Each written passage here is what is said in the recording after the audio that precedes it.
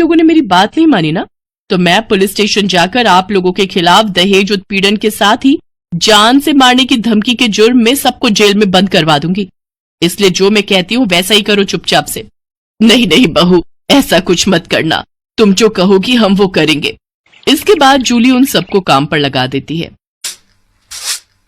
ननद जी जरा जल्दी हाथ चलाइए, नहीं तो। नहीं नहीं मेरी प्यारी भाभी, भाभी मैं करती हूँ ना, आप आराम से बैठो सोफे पर, और किसी चीज की जरूरत हो तो कहना। सासू माँ खाना बना या नहीं? अब हमें कल तक का वेट करना होगा क्या? बस बहू रानी तैयार है। थक हार कर ननद सफाई करके वहीं फर्श पर ही लेट जाती है, जिसे देख जूली कहती है, अब यहाँ क्यों रायते की तरह फैल गई? जाओ उठो और मेरे कपड़े पड़े हैं, उन्हें धोकर आओ। तुम रहने तो ही ना देवरानी जी, कपड़े मैं धो देती हूँ। नहीं कोई जरूरत नहीं, मैंने कहा ना आज आपका छुट्टी का दिन है, आप कुछ नहीं करेंगी। उधर सास पसीने से तरबतर होकर रसोई से बाहर आती है और सबके लिए खाना लगाती है। उफ, ये कोई खाना है? इसकी तो शक्ल देखकर ही खाने का मन नहीं कर रहा। ले जाओ ये खाना, मुझे नहीं खाना, मैं अभी अपने लिए कुछ बाहर से ऑर्डर कर रही हूँ। लेकिन बहू मैंने इतनी मेहनत से बनाए हैं, पूरे 2 घंटे लगे हैं मुझे रसोई में खड़े हुए। तो मैं क्या करूं? आप ससुर जी ये खाना ले जाकर बाहर कुत्तों को डालाना, और आपको जो मैंने सब्जी लाने का काम दिया था क्या वो आपने कर दिया? हाँ बहू, मैं बाजार से सब्जियां ले आया हूँ। Very good. अच्छा लिसन, शाम को मैंने घर पर पाजामा पार्टी ऑर्गेनाइज की है, तो अब आप तीनों जाओ और जल्दी से जाकर शाम के खाने की तैयारी करो। इसके बाद वो तीनों किचन में जाते हैं। हिना रोते हुए अपनी माँ से कहती है, माँ ये नई भाभी हमारे साथ ऐसा क्यों कर रही है? बड़ी भाभी ने तो कभी हमारे साथ ऐसा नहीं किया। हमारा किया हमारे सामने आ रहा है बेटी, हमने जो बड़ी बहू के साथ किया है उसी की सजा हमें मिल रही है। तभी जूली, हितांश और मानसी भी वहां आ जाते हैं। चलो सासू माँ, आपको अपने किए का एहसास तो हुआ और मेरी सहेली की कीमत भी पता चली। हाँ सासू माँ, मानसी मेरी सहेली है। क्या ये सच है बड़ी बहू?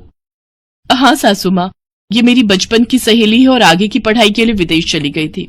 जब इंडिया आई तो ये हितांश से मिली और इन दोनों को प्यार हो गया। फिर जब हितांश ने मुझे इससे मिलवाया तो पता चला कि ये मेरी बचपन की दोस्त जूली है।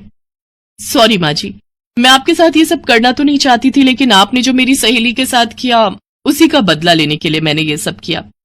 बड़ी बहू हमें माफ कर दे, तेरी तकलीफ को हम समझ ही नहीं पाए। इसके बाद सबने मानसी से माफी मांगी। मानसी ने सबको माफ कर दिया और इस तरह नई बहू का ससुराल में पहले दिन का प्लान पूरा हो गया।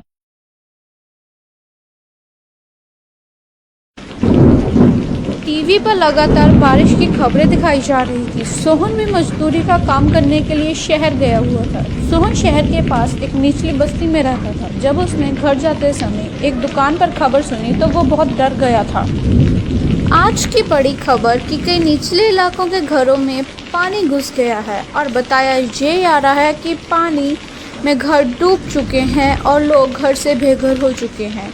उनके पास खाने के लिए कुछ भी नहीं बचा है, इसलिए लोग अपने घरों को छोड़कर दूसरी ओर जा रहे हैं ताकि वो बच सकें।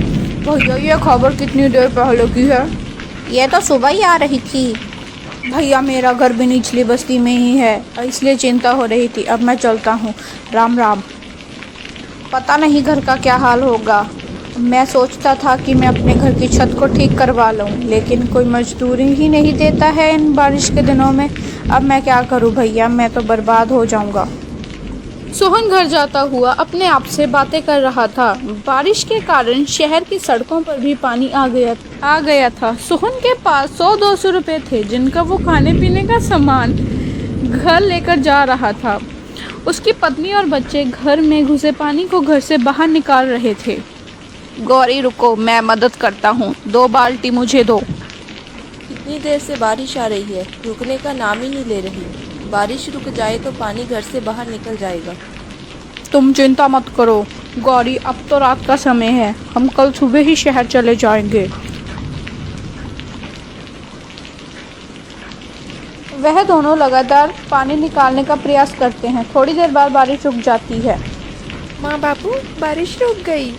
अगर बारिश रुक जाए तो हमें कोई दिक्कत नहीं आएगी, लेकिन शुरू हो गई तो हम कुछ नहीं कर सकते। ये लो कुछ खा लो, जब से आए हो तुमने कुछ नहीं खाया है। हाँ जल्दी सामान बांध ले, हम सभी जा रहे हैं यहाँ से। बहुत पानी आ चुका है बस्ती में, बड़े पुल पे जा रहे हैं। हाँ बांध रहा हूँ, कुछ खा लूँ, सुबह से कुछ नहीं खाया है मैंने, अगर ज़रूरत पड़ी तो सामान बांध लूँगा। गौरी जल्दी ही सारा सामान बांध लेती है और सोहन की भी आंख लग जाती है क्योंकि वो बहुत ज़्यादा थका हुआ था। उसके साथ ही बच्चे सो जाते हैं।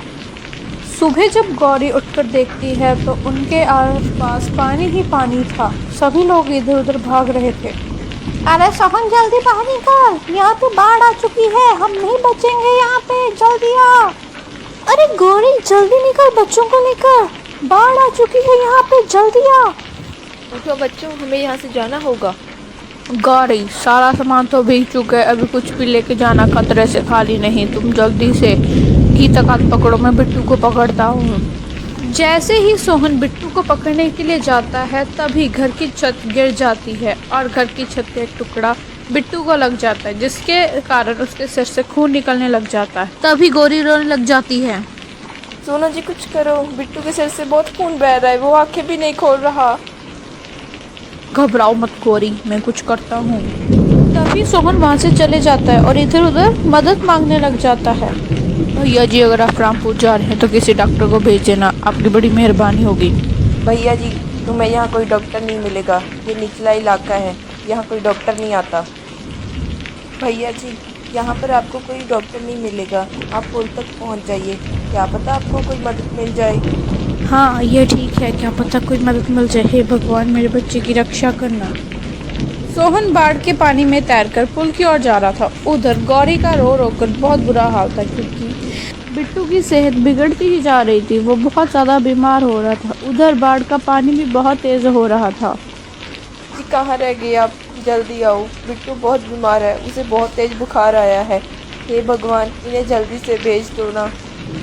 मेरे बच्चे आंखें खोल, क्या हुआ तुझे। सोहन किसी तरह पुल तक पहुंचता है। उधर भी भाग दौड़ लगी हुई थी। भैया यहाँ पे कोई डॉक्टर मिलेगा? अरे नहीं भाई, इस बारिश में हमारी कोई मदद नहीं करने वाला है, कोई डॉक्टर नहीं मिलेगा। हम गरीबों को कोई नहीं पूछता है यहाँ पे। तुम्हें भी यहाँ कोई नहीं मिलेगा, कहीं भी कोई डॉक्टर नहीं दिख रहा है। भगवान मेरी मदद करो, रक्षा करो, अब तुम ही हो। तभी एक डॉक्टर वहाँ मोहन को रोते हुए देख रहा था। आशा तुम बच्चों को लेकर कहीं दूर चले जाओ, मैं उस पिता के साथ जा रहा हूँ क्योंकि उसका बच्चा बहुत बीमार है। लेकिन आपकी जान को भी तो खतरा है ना, आप मत जाइए ना प्लीज़। आशा मुझे उसके साथ जाना होगा, उसके बच्चे की ज़िंदगी का सवाल है। तुम बच्चों